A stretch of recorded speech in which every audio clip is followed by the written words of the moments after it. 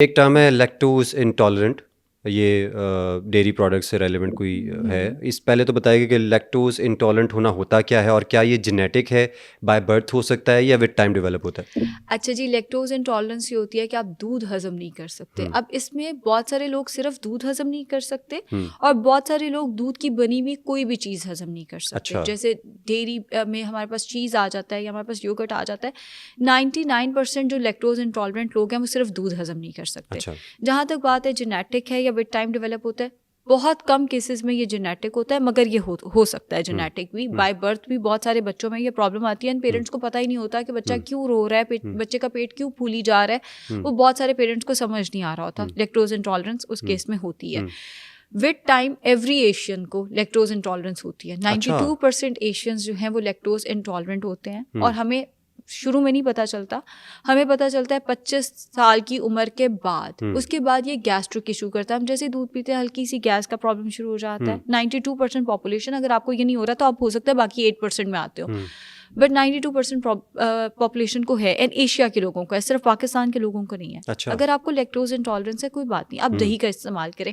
अगर मुझसे कोई पूछे दूध बेहतर है या दही, तो दही बहुत बेहतर है दूध से। exactly. मेरे पास अक्सर पेरेंट्स भी आके कंप्लेन करते हैं, अक्सर हस्बैंड भी अपनी वाइफ की कंप्लेन कर रहे होते हैं, जी ये दूध नहीं पीती। ये दूध नहीं पीती कोई बात नहीं, दही तो खा रही है, कैल्शियम तो पूरा हो रहा है। जो दूध के फवायद हैं वही कैल्शियम, वही दही के फवायद हैं। मगर दही सुपीरियर मुझे क्यों लगता है, बिकॉज वो प्रोबायोटिक्स का बहुत अच्छा सोर्स है। एंड हम मैदे की बात कर रहे हैं, मैदे में प्रोबायोटिक्स बहुत अच्छा रोल प्ले करते हैं। दूध यानी दही सब्स्टिट्यूट हो सकता है दूध का? दही बेहतर एंड सुपीरियर सब्स्टिट्यूट है दूध का। अच्छा, ये बहुत ज़बरदस्त इन्फॉर्मेशन है आयशा जी ने बताई है।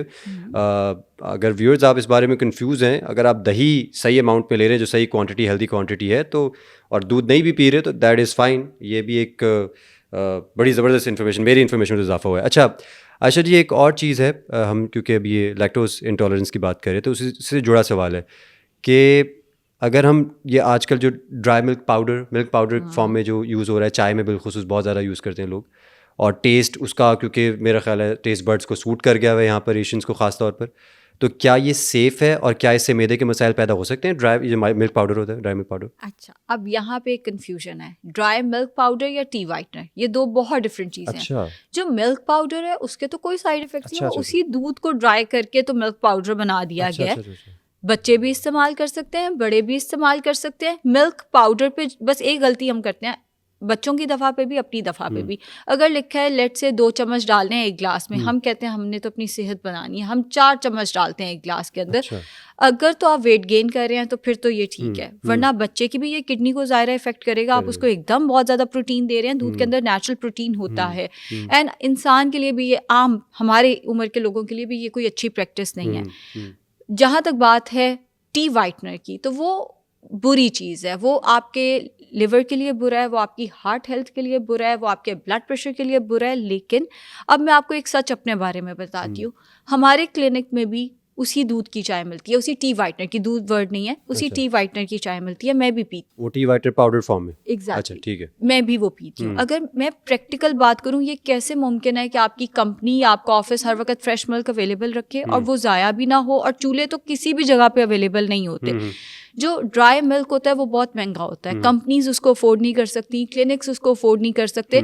जब आप वर्क प्लेस में हैं तो वहाँ पे तो चलो मजबूरी है, आप टी वाइटनर इस्तेमाल कर ले। और ये मैं इसलिए नहीं कह रही कि जी मैं टी वाइटनर इस्तेमाल करती हूँ, मैं आपको सच बता रही हूँ कि जहाँ मजबूरी है वहाँ पे तो इस्तेमाल करना पड़ जाता है, भी क्या करें। लेकिन जहाँ हमारे घरों में चाय बन रही होती है, वहाँ पे भी हम लोगों ने अपने आप को आदत डाली हुई है टी वाइटनर की, वहाँ पे आप फ्रेश मिल्क। उसके मैदे पे इफेक्ट्स क्या हैं, मतलब इसके साइड इफेक्ट्स क्या होंगे? देखिए वो फैटी लिवर कर सकता है। अच्छा। एज आई सेड कि उसके अंदर फैट की परसेंटेज, जो उसके अंदर क्वालिटी ऑफ फैट है वो बहुत बुरी है। अब वो फैटी लिवर करेगा, फैटी लिवर जिगर पे चर्बी का आ जाना, जिसकी वजह से गैस्ट्रिक इशू बहुत ज़्यादा रहता है, गैस का मसला होना शुरू हो जाता है। बहुत सारे लोगों को कच्ची सब्जी खाते साथ ही तेजाबियत का मसला हो जाता है, आम रूटीन में भी तेजाबियत का मसला रहता है, या हर वक्त सीने में थोड़ी सी जलन रहती है, पेट बाहर निकल आता है। पूरी बॉडी पे फैट नहीं है, पेट बाहर निकला हुआ है, जो कि फैटी लिवर की अलामात में से है। एंड ये जो टी वाइटनर है, ये वन ऑफ द कॉजेज है फैटी लिवर की। इसके अलावा इसका मैदे पे कोई खास इफेक्ट नहीं है, इसका हार्ट हेल्थ पे इफेक्ट है, ब्लड प्रेशर पे इफेक्ट है, फैट से रिलेटेड जो मसाइल हैं वहाँ पे इफेक्ट है इसका साथ। अच्छा आयशा जी, ईटिंग रूटीन की बात करें, ईटिंग स्केड्यूल्स की बात कर लें। अब हमारे यहाँ पे आजकल तो ओवरऑल वैसे तो ये सिर्फ पाकिस्तान में नहीं, पूरी दुनिया में ये हो गया कि लोग लेट सोना शुरू हो गए हैं, फिर लेट उठना शुरू हो गए हैं। एक हेल्दी टाइमिंग की अगर हम बात करें, वो क्या होती है? ब्रेकफास्ट की हेल्दी टाइम क्या, किस टाइम ब्रेकफास्ट करना चाहिए, लंच की क्या टाइमिंग, और सोने से कितनी देर पहले आपको डिनर कर लेना चाहिए? अच्छा, ब्रेकफास्ट की अगर हम बात करें तो उठने के 1 घंटे के अंदर अंदर आपको ब्रेकफास्ट कर लेना चाहिए। अच्छा। अब दौर वो है कि कुछ लोग बाहर के ममालिक के लिए काम कर रहे हैं, पाकिस्तान में बैठे हैं लेकिन यूएसए के लिए काम कर रहे हैं, तो ऐसा बंदा सोई सुबह 6 बजे रहा है, हाँ तो जी। उसका ब्रेकफास्ट सुबह 6 बजे नहीं हो सकता। वो ब्रेकफास्ट नहीं है जो 6 बजे। अच्छा। ब्रेकफास्ट, फास्ट तोड़ना, जब आप सो जी, के हाँ। उठ के शाम 4-5 बजे जो मील लेंगे वो है ब्रेकफास्ट। ठीक है। वहां आपने फास्ट तोड़ा है, वो सो के उठने के 1 घंटे के अंदर अंदर हो जाना चाहिए। रात को सोने से पहले जो डिनर है आपका, वो चाहे 6 AM पे आप सोते हैं, सोने से 3 घंटे पहले आपने कुछ नहीं खाना। और अगर आपको तेजाबियत का मसला है या आपको मैदे में जलन रहती है या मैदे का वैसे कोई मसला है, तो सोने से 4 घंटे पहले आपने कुछ नहीं खाना। इतना सा असूल याद रखें। जो लंच है वो नाश्ते और जो डिनर है उसके दरमियान में कम अज़ कम भी 5 घंटे के वक्फे से होना चाहिए।